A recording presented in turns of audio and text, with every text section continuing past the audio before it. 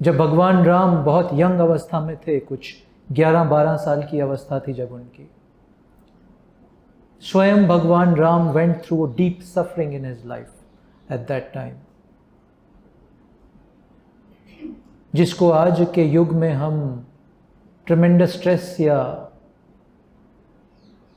वो क्या होता है जब हम डिप्रेशन, एक डिप्रेशन जैसे फेज में गए भगवान राम जब वो 11-12 साल की उम्र में थे। बट भगवान Ram was very fortunate that he had a guru with him in body, Vashishtha ऋषि, जो भगवान राम के गुरु थे। और उस स्टेट में जब उन्होंने देखा भगवान राम को, तो वशिष्ठ ऋषि ने एक सीरीज ऑफ संवाद किए भगवान राम से, और उन संवादों का सब्जेक्ट था सफरिंग, रियलिटी, सत्य क्या है, जिंदगी क्या है, सफरिंग क्या है, दुख क्या है, ये पूरा सब्जेक्ट कवर किया भगवान राम के साथ उस डायलॉग में वशिष्ठ ऋषि ने, जिसके ऊपर बाद में आगे चल के एक पुस्तक बनी, उसका नाम है योग वशिष्ठ। अद्वैत वेदांत का एक अद्भुत स्क्रिप्चर है वो योग वशिष्ठ। तो भगवान राम को भी सफरिंग से गुजरना पड़ा, सफरिंग को समझना पड़ा, और वो सफरिंग से छूट गए। कोई भी आज पृथ्वी पे, खैर पृथ्वी को तो कहते ही दुख लोक है, इट्स द लोका ऑफ दुखा, तो सफरिंग पृथ्वी का एक नियम जैसा है। आज से 2500 साल पहले बुद्ध ने भी यही बात की, जब उन्होंने 4 महावाक्य बोले। पहला महावाक्य याद है आपको क्या था? हिंदी में बोलें तो जीवन दुख है। रिमेंबर, आज का सब्जेक्ट सफरिंग है, और अगर आज के इस सत्संग को हम समझ लेंगे, भीतर ग्रहण कर लेंगे, तो सफरिंग से छुटकारा भी संभव है। तो बुद्ध ने पहला आर्य सत्य बोला, जीवन दुख है। दूसरा आर्य सत्य मतलब एग्जिस्टेंशियल रियलिटी, कि दुख के कारण है, देयर आर रीजंस फॉर दुखा। तीसरा आर्य सत्य बोला, दुख से छुटकारा संभव है। चौथा सच बोला, आर्य सत्य बोला, कि दुख से छुटकारे का एक मार्ग है, तुम चलो तो तुम सभी दुखों से मुक्ति पा सकते हो। आज कुछ ऐसा ही विषय चूज किया है हमने। आमतौर पर हमें जब भी किसी भी प्रकार का कोई दुख आता है, चाहे वो शारीरिक हो, मानसिक हो या हार्टी हो, यानी फिजिकल हो, मेंटल हो या इमोशनल हो, उस दुख से बचने के लिए जो एक स्टैंडर्ड फॉर्मूला आपकी फिजियोलॉजी अपनाती है इज फॉरगेटफुलनेस। हम उस दुख को भूलने का प्रयास करते हैं। एक आपके शरीर में ऐसे केमिकल रिलीज होते हैं कि आप जल्द से जल्द दुख को भूल जाओ किसी तरह से, और नहीं भूल पाते तो हम बाहर के कुछ पदार्थों का सहारा लेते हैं। We start to drink a lot, हम सब्सटेंसेस का सहारा लेने लगते हैं। इन सब्सटेंसेस का, इस शराब का हम सहारा इसलिए ले रहे हैं, ये हम जानते हैं, हम समझदार लोग हैं, हमें मालूम है कि दुख खत्म नहीं हो जाएगा, वो तो रहेगा, बट हम भूल जाएंगे कुछ समय तक। कुछ समय तक हमारा कनेक्शन उस दुख से, हमारा मानसिक कनेक्शन उस दुख से टूट जाएगा। पेन किलर जो आप लेते हो वो भी यही काम करती है। जो आपके शरीर में दुख है या पेन आ रहा है, कुछ समय के लिए वो आपके मन के कनेक्शन को, आपके माइंड ब्रेन के कनेक्शन को उस पेन से काट देता है। पेन बहुत ज़्यादा है तो 4 घंटे के लिए काटेगा, पेन थोड़ा कम है तो 8, 9, 10 घंटे के लिए काटेगा, बट वो पेन को रिमूव नहीं करता है। Painkiller does not remove the pain for a short period of time, it disconnects the signal mechanism. आप भूल जाते हो कुछ समय के लिए कि आपको चोट लगी और आपको दर्द हो रहा है। आपकी फिजियोलॉजी में, आपकी मेडिकल साइंस में, आपकी शराब में दुख को भुलाने की तरकीब की गई है, दुख के निवारण की तरकीब नहीं है उसमें। Are we together? इसीलिए दुख बार बार घूम घूम के अलग रूपों में वापस आ जाता है। ये पूरा जीवन आप कोशिश करते हैं, आप भागते हैं सुखों के पीछे, बट उस हर सुख की छाया में कोई ना कोई सफरिंग, कोई ना कोई दुख छुप के चला आता है। कोई पृथ्वी पे ऐसा व्यक्ति नहीं है जो दुख खोजने जा रहा है, जो सफरिंग को खोजने जा रहा है। वो खोजने तो सुख को जा रहा है। आप सब भी through your family engagements, through your professional engagements, through your careers, through your bank security, through your future security, आप खोजने तो सुख को जा रहे हो, बट सफरिंग छुप के साथ में छाया की तरह आ जाती है। इसीलिए पृथ्वी पे भारत में जितने भी स्पिरिचुअल गुरु हुए, फ्रॉम आदि Shankaracharya to Buddha to Ramna Maharshi to everybody, किसी ने भी दुख को भूल जाने के लिए बात नहीं की है। हर व्यक्ति ने, हर गुरु ने दुख से निवारण, छुटकारा कैसे हो की बात की है। Which means you have to enter into the root of it, only then दुख से मुक्ति हो सकती है। और यह भी हमें भरोसा दिलाया सभी स्पिरिचुअल मास्टर्स ने कि दुख से मुक्ति हो सकती है। इस दुख लोक में रह के भी दुख से मुक्ति हो सकती है। इट इज पॉसिबल, प्रोवाइडेड हम वो प्लंज लेना चाहें, प्रोवाइडेड हम शॉर्टकट्स में ना उलझें। शॉर्टकट्स मतलब फॉरगेटफुलनेस, कि किसी तरह भूल जाऊं थोड़ी देर के लिए, उससे नुकसान और हम ज्यादा अपना कर लेते हैं। तो पहला रूल, जीवन दुख है, इस दुख को भुलाने की कोशिश मत करो, इसको मान लो, पहला रूल है। दूसरा, कोई भी तरीका मत अपनाओ कि मैं कुछ समय के लिए अपनी सफरिंग को भूल जाऊं, बल्कि तरीका अपनाओ to figure out, to investigate reason क्या है दुख का। At the core what is the, अगर दुख है तो कोई उसका कारण भी होगा, और कारण है तो कारण का निवारण भी होगा। बट अधिकांश मानवता कारण तक ही नहीं जाती है। हम ऊपर ऊपर से उसको सॉल्व करने की कोशिश का प्रयत्न करते हैं, और हर बार हम हारते हैं। आर वी टुगेदर सो फार?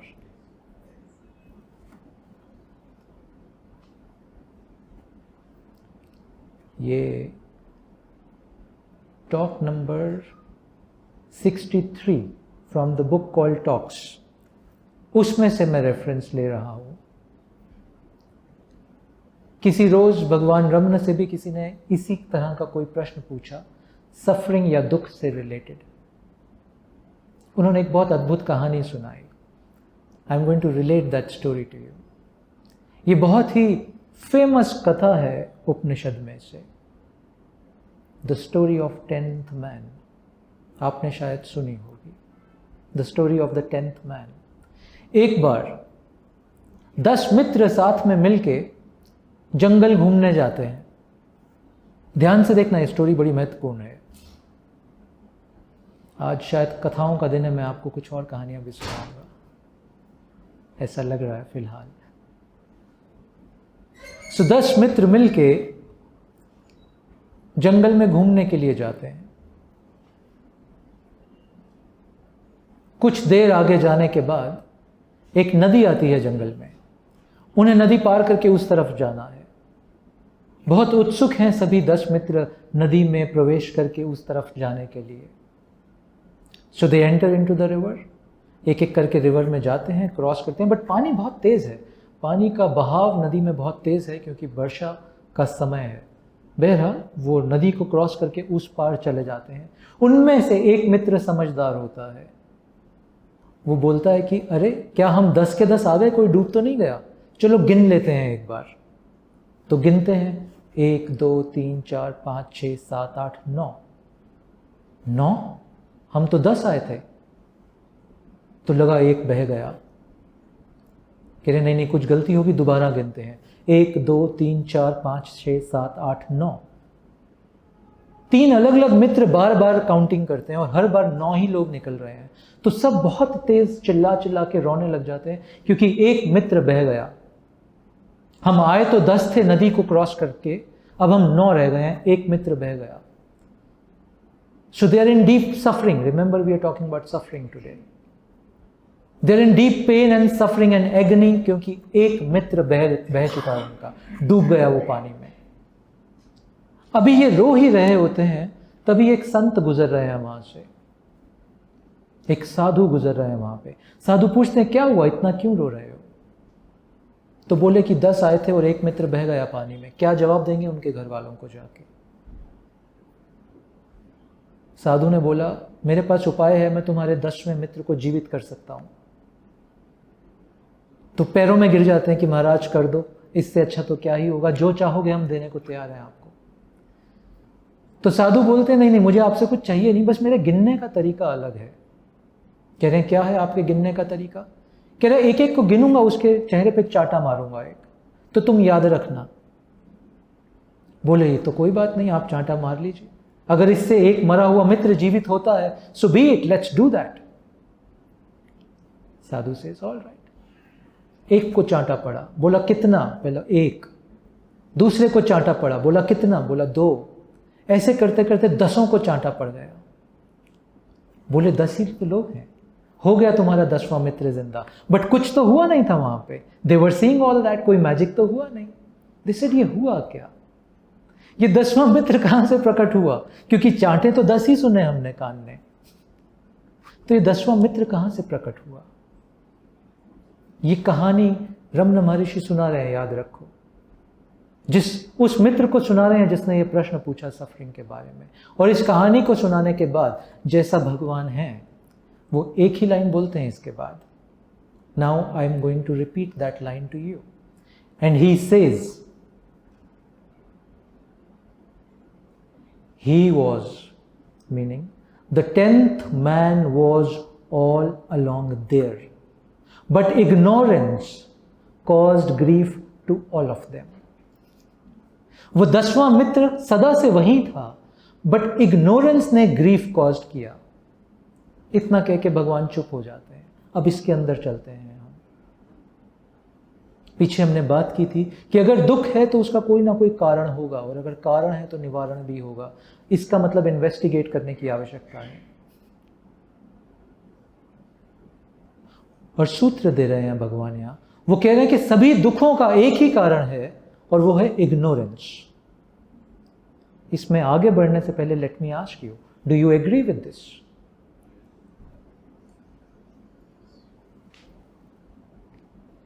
आप सब तो बहुत समझदार हैं, हमें सत्संग आगे करने की आवश्यकता नहीं है, क्योंकि आप सब जान गए हैं कि सभी दुखों का एक ही कारण है, वो है इग्नोरेंस।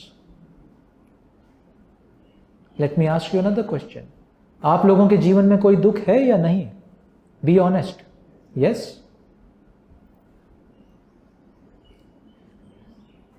कुछ रिश्तों के दुख होंगे, कुछ एक्सपेक्टेशंस के दुख होंगे, कुछ जो आप जीवन में करना चाहते हो वो नहीं कर पा रहे, उसका दुख होगा। जितना धन आपको चाहिए एक बड़ा घर लेने के लिए, वो धन नहीं आ रहा होगा, लोन नहीं मिल रहा होगा, उसका दुख होगा। कुछ शरीर में बीमारी का कष्ट होगा। एम आई राइट? आप इन दुखों से लड़ रहे हैं या नहीं लड़ रहे? यस और नो? आप अपने दुखों के लिए दूसरे लोगों को ब्लेम कर रहे हो या नहीं कर रहे? Yes and no? Most of the time yes. But अभी तो आपने बोला आप जानते हो कि सभी दुखों का कारण इग्नोरेंस है, तो क्यों आप सफरिंग में हो फिर? इसका मतलब हम जानते नहीं हैं। इसका मतलब ये सुनी सुनाई बात है कि हर दुख का कारण इग्नोरेंस है, बट ये हम जानते नहीं हैं। ये हमने सुन लिया है बट हम जानते नहीं हैं। सुनने और जानने में बड़ा अंतर है, बड़ा अंतर है। ये आपने सुना है जीवन में, आप जानते नहीं हो इसको।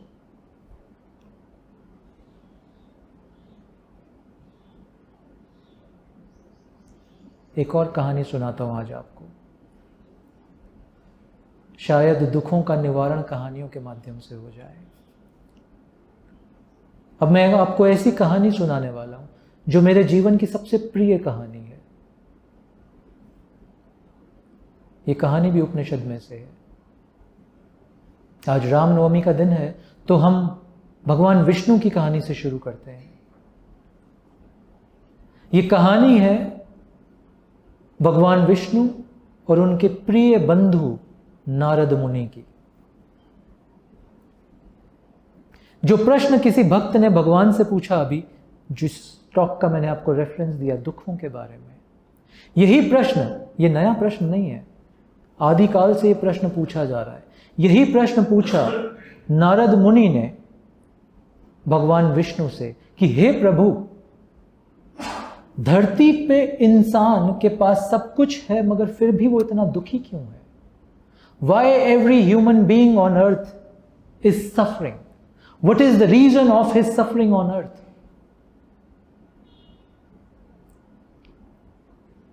विष्णु बोले मुस्कुरा के, चल नारद, आज तुम्हें थोड़ा घुमा के लाता हूं।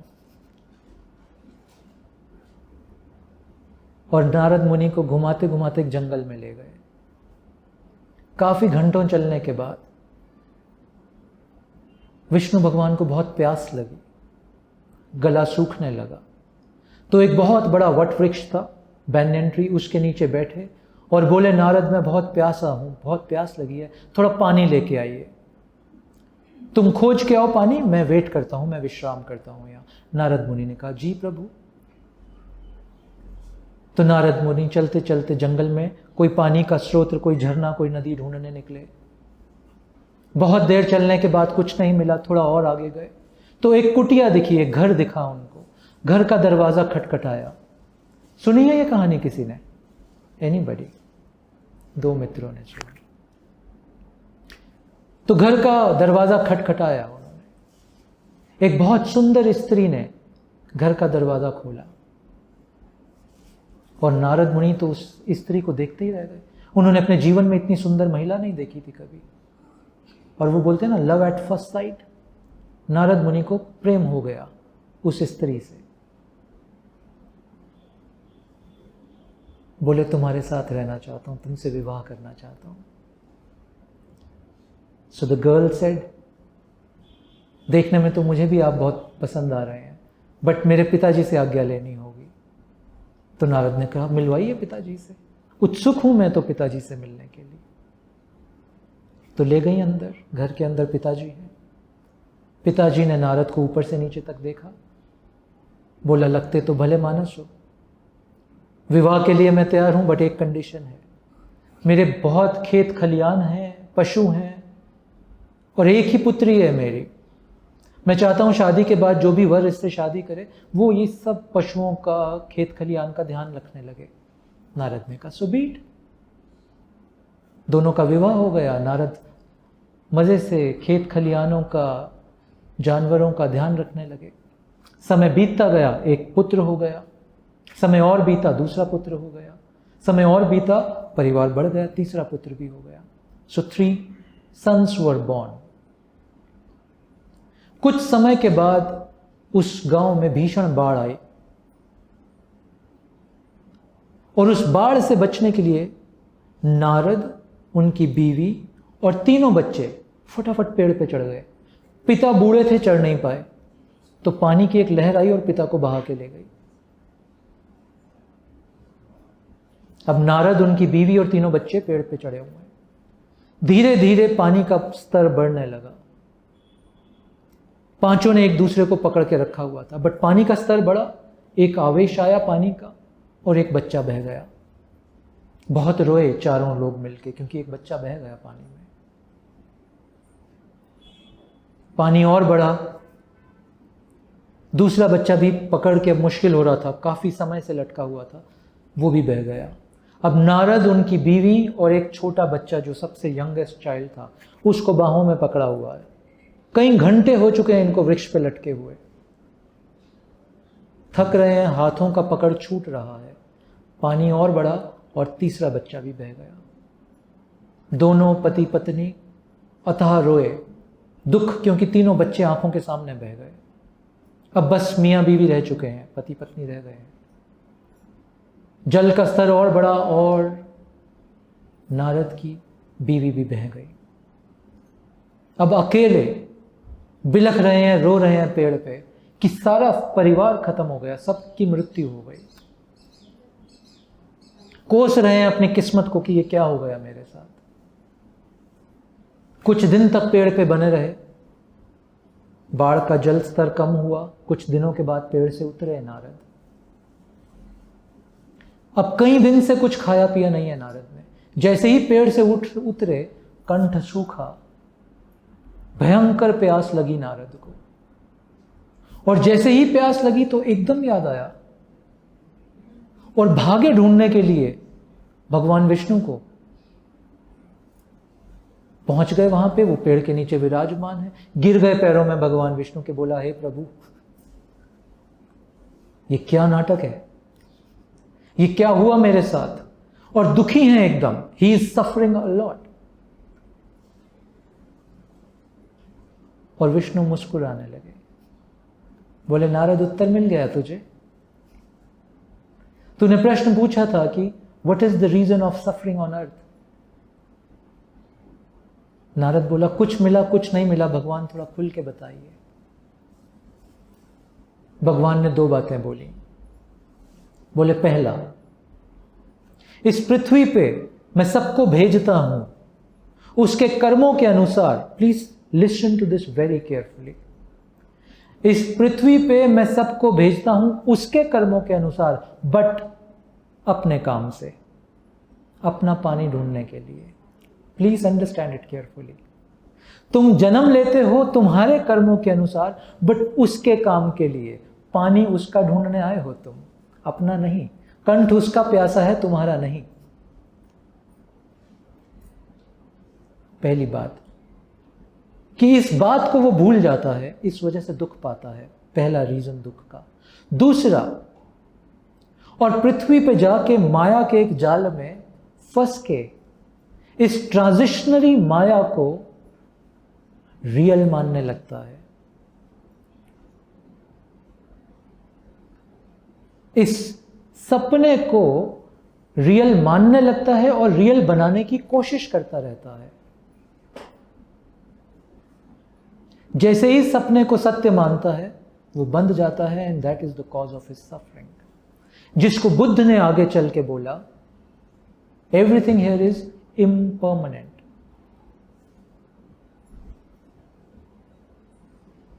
Do you agree with this और नो? अभी आधा घंटा पहले आपके मन की और आपके हृदय की अवस्था अलग थी, यस? आधे घंटे में आपके विचार और हृदय का भाव बदल चुका है। एम आई राइट? कुछ बदला आपके भीतर पिछले आधे घंटे में। तो यानी आपका मन के विचार और हृदय के भाव आर कॉन्स्टेंटली चेंजिंग। इस कॉन्स्टेंटली चेंजिंग वर्ल्ड को आप परमानेंट बनाने की कोशिश करते हो। हम अपने शरीर की रियलिटी को परमानेंट बनाने की कोशिश कर रहे हैं कि जैसा आज है स्वस्थ वैसा ही रहे। असंभव है, हो नहीं सकता ये। तीसरी कहानी जोड़ता हूं इसके साथ। आज पता नहीं क्यों कहानियां आ रही हैं। युधिष्ठिर और यक्ष की कहानी सुनी है आपने? जिन मित्रों ने नहीं सुनी, 12वां साल है अज्ञातवास का, और पांचों भाइयों को प्यास लगी है। सबको प्यास क्यों लग रही है आज कहानी में? क्या करें, कथा ऐसी है। शायद गर्मियों का आगाज हो चुका है। तो जल की कहानी है। तो जल में पानी की प्यास लगी तो युधिष्ठिर ने सबसे पहले सबसे छोटे भाई को भेजा पानी की खोज में। You know the story. वो एक झील के किनारे जाते हैं पानी पीने के लिए। झील में से एक आवाज आती है, यहां का पानी मत पियो, ये झील मेरी है। अनसुना करके नकुल पानी पीते हैं, मर जाते हैं वहीं। सहदेव पानी पीते हैं, मर जाते हैं। भीम पानी पीते हैं, मर जाते हैं। अर्जुन पानी पीते हैं, मर जाते हैं। और जब चारों भाई लौट के नहीं आए एक एक करके, तो फाइनली युधिष्ठिर जाते हैं कि ये मामला क्या है। ये मेरे भाई वापस क्यों नहीं आ रहे हैं? और जाके देखते हैं तो वो चारों भाई झील के किनारे मरे पड़े हैं, दे आर डेड। अब युधिष्ठिर पानी निकालने लगते हैं झील में से, तो यक्ष की आवाज आती है झील में से। यक्ष समझते हो क्या होता है? The spirit of that body, of that, तो उस झील की जो स्पिरिट है उसको यक्ष बोल रहे हैं। स्पिरिट ऑफ नेचर को यक्ष बोला जाता है। तो उस झील की स्पिरिट आवाज करती है, हे युधिष्ठिर, यहां का पानी मेरा है, मेरी आज्ञा के बिना तुम ये पी नहीं सकते। और युधिष्ठिर ने देखा अपने चारों भाइयों को मरे हुए और जान गए कि पानी विषैला नहीं है, क्योंकि उनके शरीर नीले नहीं पड़े हैं, माजरा कुछ और है। तो यक्ष से बोला, यक्ष मेरे भाइयों को जिंदा करने का क्या उपाय है? यक्ष ने बोला, युधिष्ठिर अगर मेरे प्रश्नों का उत्तर दे दिया ठीक तो जिंदा कर दूंगा तुम्हारे भाइयों को और पानी पीने की अनुमति भी दूंगा। और जो एक उसमें सबसे क्लासिक प्रश्न पूछा यक्ष ने, वो यही था कि आदमी की सबसे बड़ी मूर्खता क्या है, बताओ मुझे युधिष्ठिर, तुम धर्मराज हो। युधिष्ठिर बोले, इग्नोरेंस। आदमी सब कुछ जानते हुए भी मानता नहीं है उसको। हर व्यक्ति को पृथ्वी पे पता है कि मृत्यु तय है, बट वो मानता नहीं है इस बात को। अगर ये बात हमें पता हो, मान के चलो, अगर ये बात आपको हृदय से पता है कि मृत्यु तय है, आज पूरे दिन आप जितने कृत्य करते हो, जितने काम करते हो, 90% ऑफ दोज विल स्टॉप। जितना नॉन एसेंशियल कार्य हम कर रहे हैं, जितना ये हम संजोगने की कोशिश कर रहे हैं, एक्यूमुलेट करने की कोशिश कर रहे हैं, ये धन संपत्ति मान सम्मान, will not waste our time and energy doing that. We'll spend all our time and energy trying to attain the highest truth. मैं कौन हूं? Who am I? मेरे जीवन की 90% समय और ऊर्जा मैं इस प्रश्न पर लगाऊंगा और 10% ऊर्जा लगाऊंगा व्यवस्था को जमाने के लिए। धन आवश्यक है, 4 पुरुषार्थ की बात तो कर ही रहे हैं ऋषि, धर्म अर्थ काम मोक्ष। तो धन यानी अर्थ चाहिए, काम यानी फुलफिलमेंट ऑफ डिजायर्स भी चाहिए, but I will spend only 10% on that, क्योंकि पता है आज नहीं कल नंबर आने वाला है, मेरा समय तय है। In that case then I will spend 90% of my time trying to find out who is Shiva and who am I. मैं कैसे शिव का ही तत्व हूं, मुझे यह जानना है। ये सांस जाने से पहले इसको मैं जानना चाहता हूं। मैं इस इम्पर्मानेंट स्पेस में परमानेंट घर बनाने की कोशिश नहीं करूंगा।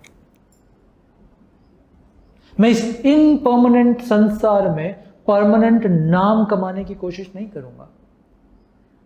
मैं इस हर पल बदलती स्टॉक मार्केट से बहुत धन कमाने की अपेक्षा नहीं रखूंगा। मैं किसी भी सांस को टेकन फॉर ग्रांटेड नहीं लूंगा। मैं किसी भी रिश्ते को टेकन फॉर ग्रांटेड नहीं लूंगा। मैं हर क्षण को बहुत ग्रैटिट्यूड से जीऊंगा। आज इस समय हम सब रामनवमी की शाम को रमना महर्षि के साथ इस आश्रम में हैं। इसका अनंत अहोभाव महसूस करूंगा, धन्यवाद दूंगा। ये सत्संग के वचन मेरे कानों में पड़ रहे हैं, इतना सौभाग्य है मेरा, मैं इसको हृदय पूर्वक ग्रहण करूंगा। इसके बाद क्या होगा? I will not let my mind go there. This is the most important time of my life right now, कि इतने सुंदर दिन की शाम को सत्संग सुनने का अवसर मिल रहा है मुझे। तर गया मैं। Even if this is the last moment of life, I am in bliss. मिल गया जो सत्य मिलना था मुझे इस क्षण। Do we live like that? नहीं, हम तो यहां हैं, बट कहीं और की सोच रहे हैं। सुंदर घटना हुई रामकृष्ण के जीवन में। एक बड़ा डिसाइपल आया उनके पास मंदिर में काली की पूजा करने। पंडित था ये डिसाइपल। रामकृष्ण पीछे बैठे हैं और ये काली की पूजा कर रहा है, और जोर से एक चांटा लगाया रामकृष्ण ने उसके सिर पे पीछे से। पंडित एकदम बोला, अरे क्या हो गया प्रभु, मारा क्यों? कहते शर्म नहीं आती तुझे? काली के सामने बैठ के पूजा के वचन मुख से निकालते हुए तो इस समय अपनी बीवी के बारे में सोच रहा है, शर्म नहीं आती तुझे? कहां है तू इस समय? I can see through your eyes. Where are you in this moment? If you're not fully here right now, इसी को पाप बोला जाता है। जहां तुम हो वहां ना होना ही तो पाप है। जहां तुम हो वहां नहीं कहीं और की कामना करना ही तो दुख है। तुम इस क्षण पूरे हो जाओ, you are then in absolute ananda, क्योंकि किसी और चीज की प्रतीक्षा नहीं करे। You are not desiring of anything else in this moment. इसको बोल रहे हैं रमना महर्षि, इग्नोरेंस। हमें तो लगता है मैं ये शरीर हूं जो सदा रहेगा, I am like a dinosaur, I will always be there. सृष्टि बदल जाए बट मैं तो जीवित रहूंगा, ऐसा लगता है आदमी को। शब्द सुना है आपने कभी, उसको बोलते हैं शमशान वैराग्य। Have you heard this term? किसी की मृत्यु होती है, आपको शमशान जाने का अवसर मिलता है। I am using the word very carefully. अवसर मिलता है शमशान जाने का। क्यों अवसर है? क्योंकि सत्य को देखने का अवसर मिलता है। वो you are seeing the finality of life, जो तय है। But 5 minute, it stays with you only for 5 minutes. वो वैराग्य का भाव आपके साथ, आप सिर्फ 5 मिनट तक रहते हो उस भाव में, और उस 5 मिनट के बाद आप वही तरकीब अपनाते हो जो आप कई जन्मों से अपनाते आए हो, और उस तरकीब का नाम है फॉरगेटफुलनेस। किस तरह से भूल जाऊं ये मैं? वहां एक नलका लगा होता है, पानी पीऊं, हाथ धोऊं, शमशान से वापस आ रहे हो तो एक लकड़ी का टुकड़ा तोड़ूं, पीछे फेंकूं और पीछे मुड़ के भी ना देखूं और बाहर निकल जाऊं, कि कहीं याद ना आ जाए कि ये मेरे जीवन का सत्य है मेरे पीछे। तरकीबें लगाई हैं मानव ने सत्य को भूल जाने की। रमना महर्षि, ही मेडिटेटेड ऑन डेथ।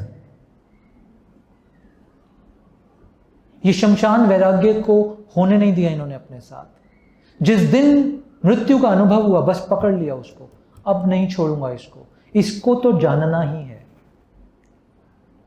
बस बैठ गए ध्यान में, today I will enter into death. इन्होंने एनैक्ट किया मृत्यु को। जानते हो आप कथा? एक दिन रमना महर्षि को लगा, बचपन में, छोटे हैं अभी, as if I am dying. उस दिन रमना महर्षि बैठ गए। He wanted to experience as if he is actually dying. श्वास को देख रहे हैं जाते हुए कि बस ये आखिरी सांस।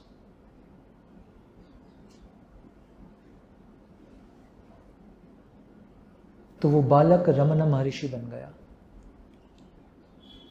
उन्होंने कोई तरकीब नहीं लगाई कि किसी तरह से भूल जाऊं इस एक्सपीरियंस को और भाग जाऊं यहां से। उन्होंने उस शमशान वैराग्य को रियल वैराग्य बना दिया और सभी सफरिंग से मुक्त हो गए, क्योंकि सारा ऊर्जा इस प्रश्न में लगा दी कि मैं कौन हूं। क्योंकि यह बात तो तय है कि यह शरीर तो इम्पर्मानेंट है। 15 साल पहले ऐसे नहीं था, 15 साल बाद ऐसा नहीं होगा, बचपन में ऐसा नहीं था, बुढ़ापे में ऐसा नहीं होगा। It is changing. और सत्य की परिभाषा वह है, सत्य की परिभाषा जानते हो क्या है? That which never changes is called truth, and that which is always changing is called untruth. ये है वेदांतिक परिभाषा सत्य और असत्य की। तो ये शरीर तो प्रतिपल बदल रहा है, असत्य हो गया। आपके विचार भी तो प्रतिपल बदल रहे हैं। सुबह तो ये विचार नहीं था, शाम को तो ये विचार नहीं था जो अभी चल रहा है आपके अंदर। विच मीन्स आपके थॉट भी असत्य है, और आपके भावों का तो क्या ही कहें। अभी किसी ने हल्की सी कोनी मार दी तो आप गुस्सा होकर डांटने लगोगे उसको। किसी ने नमस्ते नहीं की तो आप क्रोधित हो जाओगे। तो प्रतिपल ये भाव बदल रहा है, असत्य है। बट आपका पूरा जीवन ही तो इन भावों और विचारों से बंधा है। और एक जीवन का नियम है, एक सूत्र दे रहा हूं आपको। आप अपने भीतर जिस चीज की परवरिश करोगे वही चीज पैदा होगी। जिस बीज को अपने भीतर पानी दोगे वही बीज अंकुरित होगा। अगर असत्य के बीज को पानी दे रहे हो तो असत्य ही अंकुरित होके असत्य का ही फल मिलेगा फिर जीवन में। That's the law. तो आप मानते रहो सारा जीवन कि ये मेरे रिश्ते परमानेंट हैं। जब तक बच्चे आपके ऊपर फाइनेंशियली डिपेंडेंट हैं वो आपके साथ हैं। जब फाइनेंशियल डिपेंडेंस खत्म हो गया, the day they start earning. मैं बहुत माता पिता से मिलता हूं, समर्पित स्वामी, और वो बोलते हैं जैसे ही बच्चे बड़े होकर कमाने लगते हैं एक अजीब सा अहम आ जाता है उनके भीतर। अनुभव किया ये आपने अपने परिवारों में? यस और no? They stop listening to you, yes और नो? और इस रिश्ते को आप बड़ा एकदम ऐसे समझ रहे थे कि मतलब और कुछ हो ना हो जीवन में, ये बच्चा मेरे साथ रहने वाला है सारी जिंदगी। कमाना तो छोड़ो, जब आपके बच्चे को पहली बार किसी से प्रेम हो जाता है वो आपको ऐसे इग्नोर करने लगता है as if you don't exist. Yes और नो? किया अनुभव ये कभी?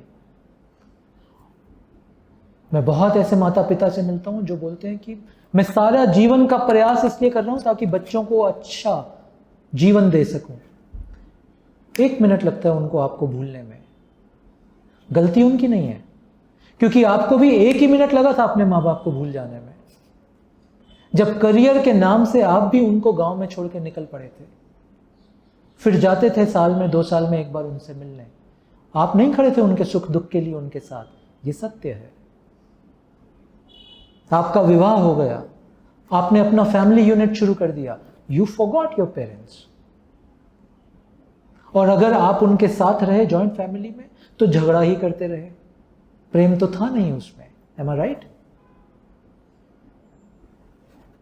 तो किस रिश्ते को हम सत्य मान रहे हैं यहां पे?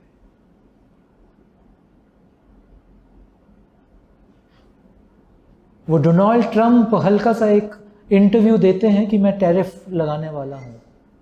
आज ही मैंने न्यूज में पढ़ा 500 बिलियनर्स $550 बिलियन खो गए एक दिन के अंदर। कल शाम तक वो बिलियनर थे और आज मिलियनर हो गए किसी एक व्यक्ति के एक इंटरव्यू से। तुम इस संपत्ति को सत्य मान रहे हो?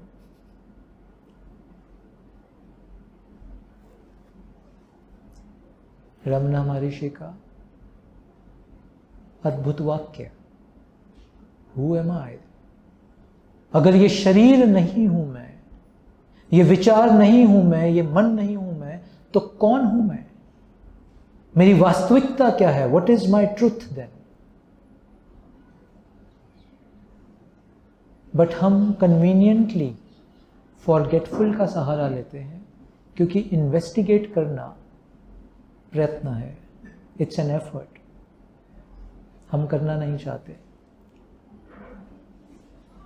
आर वी टुगेदर सो फार?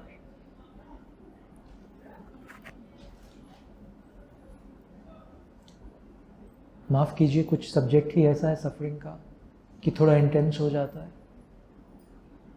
मैं बुद्ध से भी बहुत प्रेम करता हूं और उनके 4 आर्य सत्य जीवन के आर्य सत्य हैं।